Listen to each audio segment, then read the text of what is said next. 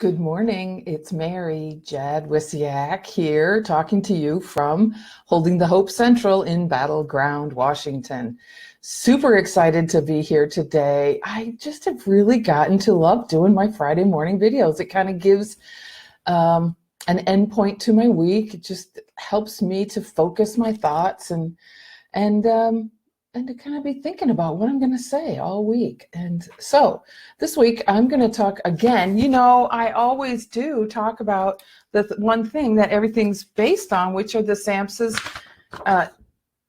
dimensions and guiding principles of recovery, right? This is what it's all about. This is how we build a good system. This is how we build a life for ourselves. So today's guiding principle of recovery that I want to talk about is that recovery is person-driven. Person-driven. So not person-guided or navigated, but person-driven. That means that the person receiving services is driving, not giving like, hey, I think we should turn here, but turning here, right? And so that requires some personal responsibility on our part. We have to know where we're going. We have to be in charge, and we have to be okay with that. So let me just read some more of what it says here. Recovery is person-driven. Self-determination and self-direction are the foundations for recovery, as individuals define their own life goals and design their unique paths. As individuals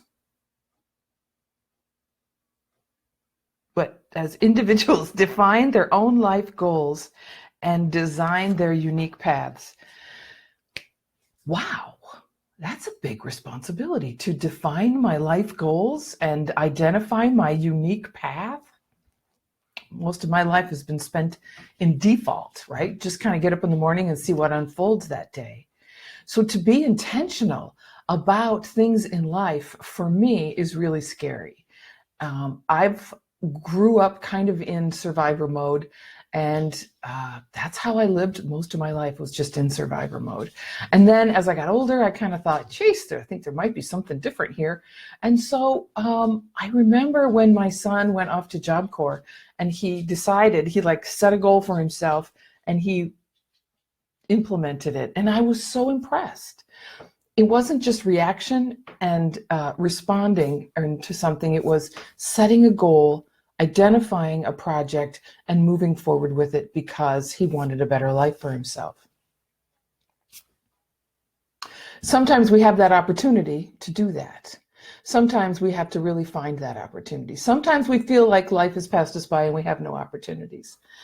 And I think that might be a little bit of distorted thinking that happens sometimes when we identify as victims a lot, when we see ourselves as a victim of a mental illness, when we see ourselves as patients or broken by our addictions, when we see ourselves as completely that internal institutionalization.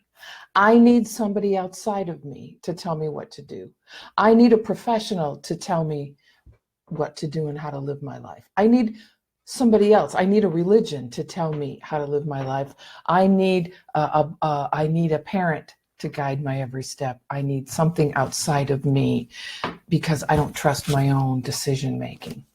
And I think for me, when I stepped away from all of that and said, those things are all great for guidance and navigation, but I'm driving this Mazda. I'm driving this boat. I'm driving this semi-truck. I'm driving this camper. Whatever it is we're driving in our lives, we're driving it. We think that we don't have the ability to make decisions, but we do, even if they're little decisions. So I had an opportunity this week to go to a witness. Long story, but I had an opportunity to go to court and listen to people requesting anti-harassment orders. Let's just talk. So that's my Voxer coming in quiet. Sorry about that. So I had an opportunity to go to court and identify to identify, to just sit and listen to people talk, ask judges for anti-harassment orders and anti-protection orders. And holy cow, what a really amazing, what an amazing thing happens when we give over control of our life to our baser passions. I think if most of those people had not had extramarital affairs, most of that chaos and craziness in their lives would not have been there. That seemed to be the common theme. So the reason I say that is because we have choices, and sometimes the choices we make have unintended consequences for the people around us, but we still get to make choices. And when we just kind of live reacting and responding to the whatever stimuli happens to come along, the choices that we make often are not really intentional choices, and they're not really aligned with an overarching purpose and an overarching theme. So another opportunity I had to really kind of identify my own personal self-direction was I have a new healthcare provider, and I went in because I have bad knees. And everybody's been telling me for years, you need to get a knee replacement. So I went in to this new doctor and said, all right, refer me to the orthopedic surgeon and let's get this knee replacement.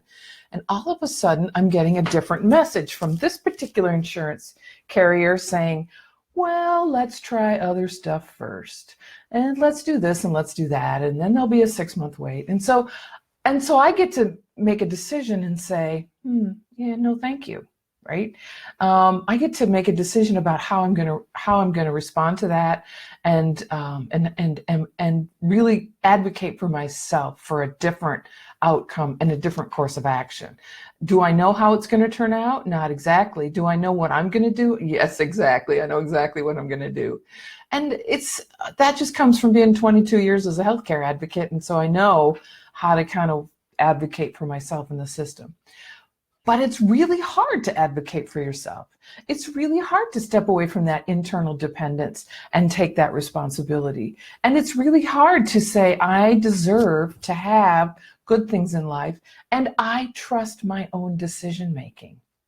I do know what I need, and I really appreciate your guidance as a professional, whether you're a doctor or whether you're a therapist or whether you're a minister or whether you're a parent. I really appreciate your guidance, and I'm going to go to what I know is true to me, which means we have to pay attention to what's true to us, and we have to be able to have identified that and really found that, like, what's my truth, and then let's make sure everything else falls in line behind that. So that's my Friday morning. It's talking about self-determination, talking about person-driven, talking about person-centered actions. We have to take responsibility in our lives, and we get to really help the professionals who support us to recognize our own authority and to then be in a support role as opposed to a leadership role. So that's that, right? Person-driven. We get to drive. What are you driving?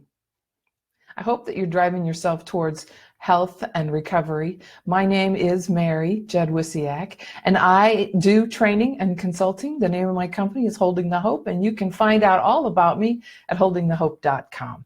So it's Friday morning. I hope that you have a fantastic weekend. Hi, Bonita there, Bonita Diane York. This is so awesome. People are chiming in. I love that when that happens.